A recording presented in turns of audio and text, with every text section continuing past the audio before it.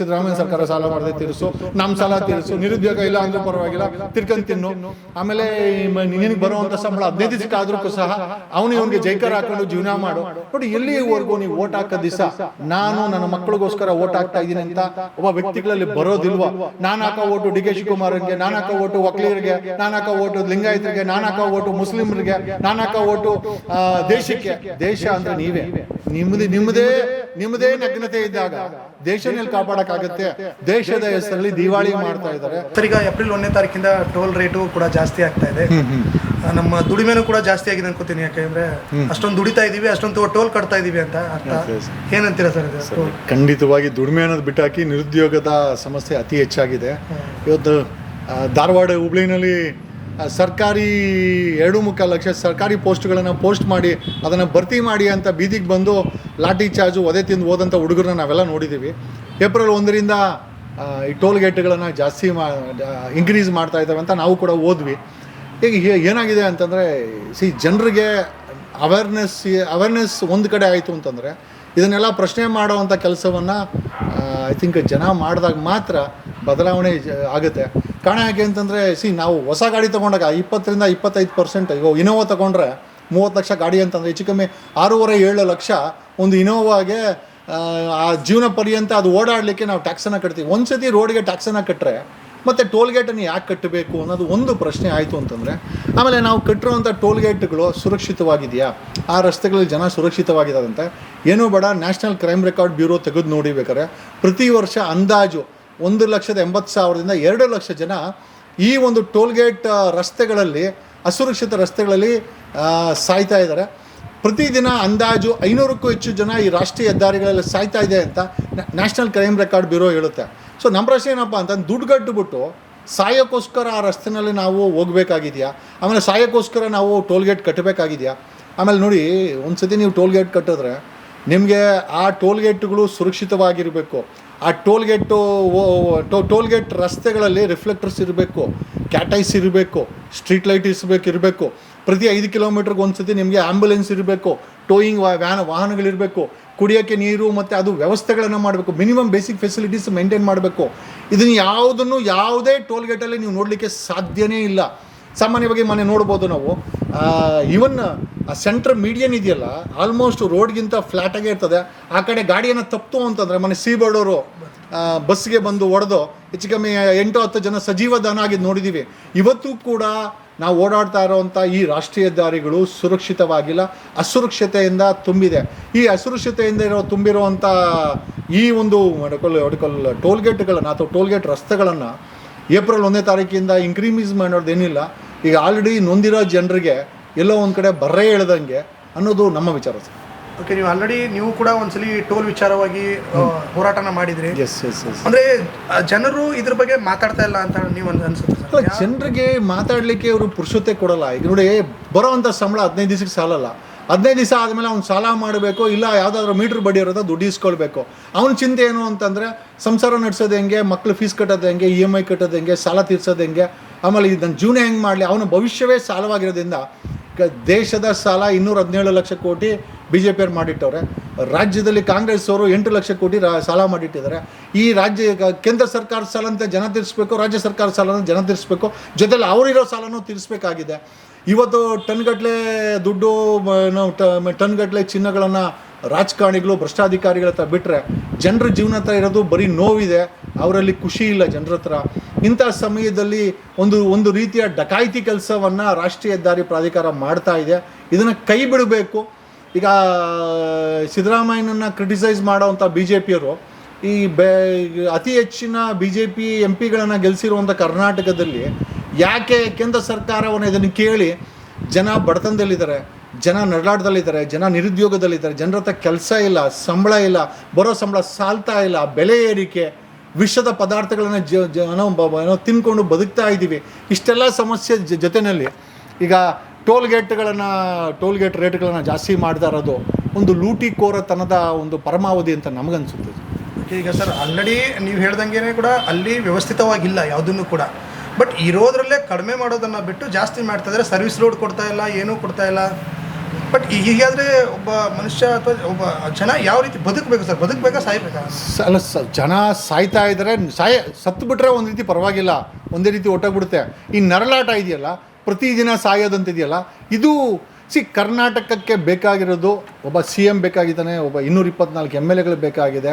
ಯಾವ CM ಯಾವ MLA 224 MLA they should remove ಟೋಲ್ಗೇಟ್ಗಳನ್ನು ತೆಗಿಬೇಕು, ಕಡಿಮೆ ಮಾಡೋದಲ್ಲ. ಟುಡೇ ನಾನು ಹೇಳ್ತೀನಲ್ಲ, ನನ್ನಂತವನೇನ CM ಆದರೆ ಅಥವಾ ನನ್ನಂತವನೇನ ಸರ್ಕಾರ ಮಾಡಿದ್ರೆ ಕರ್ನಾಟಕದಲ್ಲಿ ಟೋಲ್ಗೇಟ್ಗಳನ್ನು I think we will remove tollgates. ಆ ರೀತಿ ಜನರಿಗೋಸ್ಕರ ಕೆಲಸ ಮಾಡೋವಂಥ ಮಿನಿಸ್ಟ್ರುಗಳು MLAಗಳು CM ಬೇಕಾಗಿದೆ. ಕರ್ನಾಟಕದಲ್ಲಿ ಲೂಟಿಕೋರತನ, ಭ್ರಷ್ಟಾಚಾರ, ಈ ಐ ಥಿಂಕ್ ಡ್ರಗ್ಸ್ ಮುಕ್ತ ಕರ್ನಾಟಕ, ಭ್ರಷ್ಟಾಚಾರ ಮುಕ್ತ ಕರ್ನಾಟಕ, ಟೋಲ್ಗೇಟ್ ಮುಕ್ತ ಕರ್ನಾಟಕ, ಆಮೇಲೆ ರೈತರ ಆತ್ಮಹತ್ಯೆ ಮುಕ್ತ ಕರ್ನಾಟಕ, ಈ ರೀತಿ ಕರ್ನಾಟಕ ಸುವರ್ಣ ಕರ್ನಾಟಕವನ್ನು ನೋಡಬೇಕು ಅಂತ ನಾವು ನಿಮಗೆಲ್ಲರಿಗೂ ಇಷ್ಟ ಇದೆ. ಅದನ್ನು ಮಾಡಬೇಕಾದಂಥವ್ರನ್ನು ಆಯ್ಕೆ ಮಾಡೋದ್ರ ಸಮಯದಲ್ಲಿ ನಾವೆಲ್ಲ ಸೋಲ್ತೀವಿ.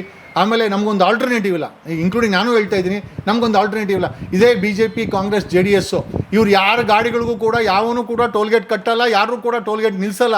ಅವರೇ ಆಗಿರ್ಬೋದು, ಅವ್ರ ಮಕ್ಕಳಾಗಿರ್ಬೋದು, ಪೊಲೀಸರಾಗಿರ್ಬೋದು, ಅಧಿಕಾರಿಗಳು ಯಾವನೂ ಕಟ್ಟಲ್ಲ. ಬಟ್ ಈ ಟೋಲ್ಗೇಟ್ನ ಮಾಡಿರೋದು ನಮಗೋಸ್ಕರ, ವಸೂಲಿ ಮಾಡೋಕ್ಕೋಸ್ಕರ. ಅದಕ್ಕೋಸ್ಕರ ಅವ್ರಿಗೆ ಯಾರಿಗೂ ನೋವಿಲ್ಲ.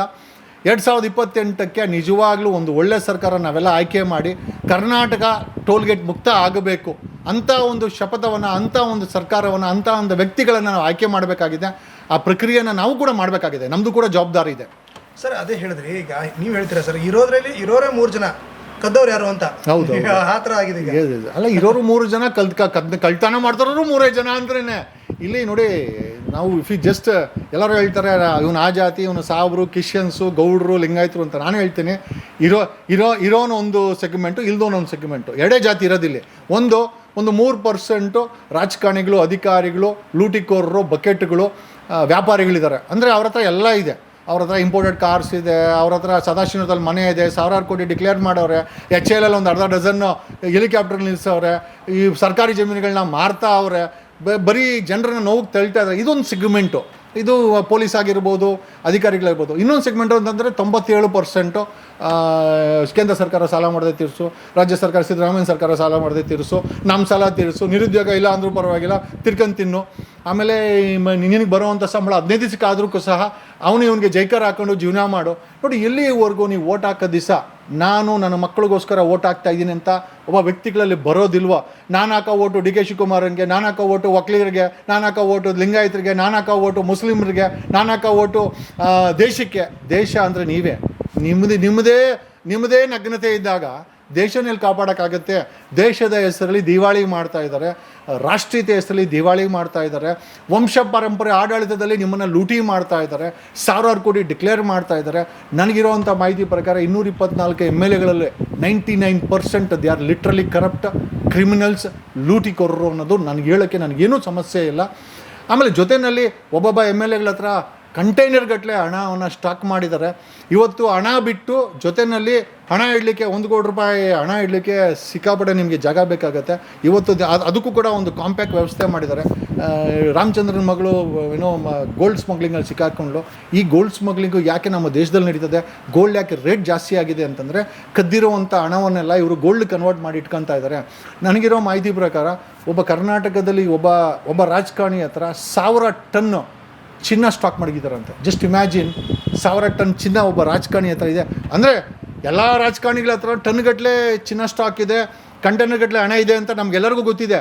ಬಟ್ ಅದನ್ನು ಕನ್ಫರ್ಮ್ ಮಾಡಿದ್ದು ಗೋವಾ ಮತ್ತು ಬೆಳಗಾಂ ಮತ್ತು ಮಹಾರಾಷ್ಟ್ರಕ್ಕೆ ಹೋಗ್ಬೇಕಾದ್ರೆ ಕಂಟೈನರ್ ಹಣ ಕಾಣೆ ಆಯ್ತಲ್ಲ, ಆವತ್ತೇ ಜನ ನಂಬಿದ್ದು. ಅದಕ್ಕೆ ಮುಂಚೆ ಕೂಡ ನಾನು ಹೇಳಿದ್ದೀನಿ, ಅವ್ರ ಹತ್ರ ನಿಮಗೆ ಕಂಟೈನರ್ ಗಟ್ಟಲೆ ಹಣ ಇದೆ ಅಂದರೆ ಎಲ್ಲ ಬಿಡ್ರಪ್ಪ ನಮ್ಮ ಸತ್ಯರಿಷ್ಟ ಅಂತಂದರು. ಜನರಿಗೆ ಗೊತ್ತಾಗಿದೆ ಕಂಟೈನರ್ ಗಟ್ಟಲೆ ಹಣ ಇದೆ ಅಂತ.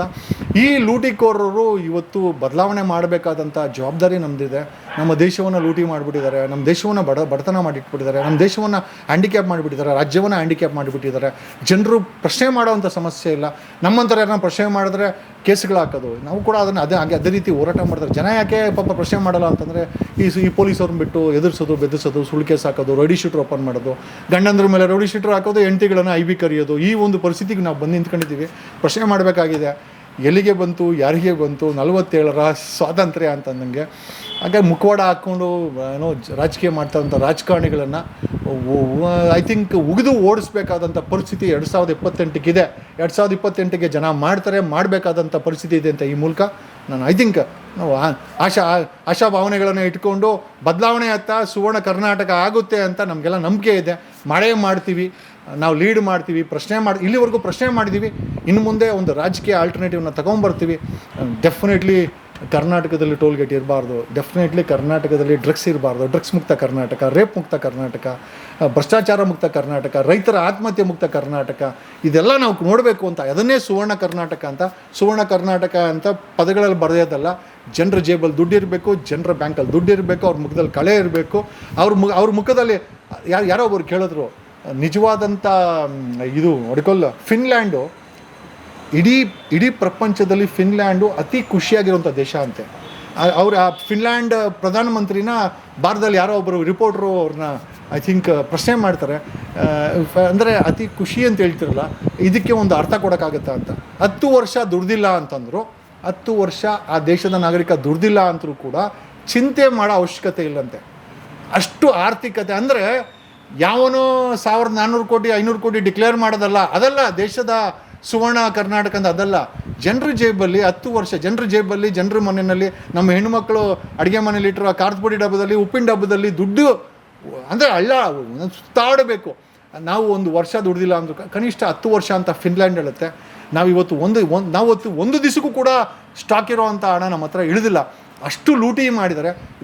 ಲೂಟಿಗೆಲ್ಲ ಕಾರಣ ವಂಶ ಪಾರಂಪರ್ಯ ಒಂದು ಆಡಳಿಕೆ. ಈ ದಾವಣಗೆರೆಯಲ್ಲಿ ಸೋಲಿಸಿ, ಬಾಗಲಕೋಟೆಯಲ್ಲಿ ಸೋಲಿಸಿ, ಮೇಟಿ ಪ್ರಭಾವನ ನೋಡಿದರೆ ಆ ಮೇಟಿಯನ್ನು ನಾವು ನೋಡಿ ಸಾಕಾಗಿದೆ. ಮೇಟಿ ಕುಟುಂಬಕ್ಕೆ ಖಂಡಿತವಾಗಿ ಓಟ್ ಹಾಕಿದ್ರೆ ನಿಮಗೆ ಊಟ ಅಂತೂ ಗ್ಯಾರಂಟಿ. ದಾವಣಗೆರೆನಲ್ಲೂ ಅಷ್ಟೇ ಶಾಮನೂರು ಕುಟುಂಬ ಅವ್ರು ಮಾಡಿರೋ ಆಸ್ತಿನ ನೀವು ಸಂರಕ್ಷಣೆ ಮಾಡಬೇಕಾದ್ರೆ ಅವ್ರಿಗೆ ಓಟ್ ಹಾಕಿ, ಇಲ್ಲ ನಿಮ್ಮನ್ನು ರಕ್ಷಣೆ ಮಾಡಬೇಕಾದ್ರೆ ನಾವು ಸೋಲಿಸಿ, ನಾನು ಯಾರನ್ನ ಗೆಲ್ಲಿಸ್ಬೇಕಂತ ಹೇಳೋಕ್ಕೋಗಲ್ಲ ಅಂತ ಹೇಳ್ತಾ I think that's it. Thank you.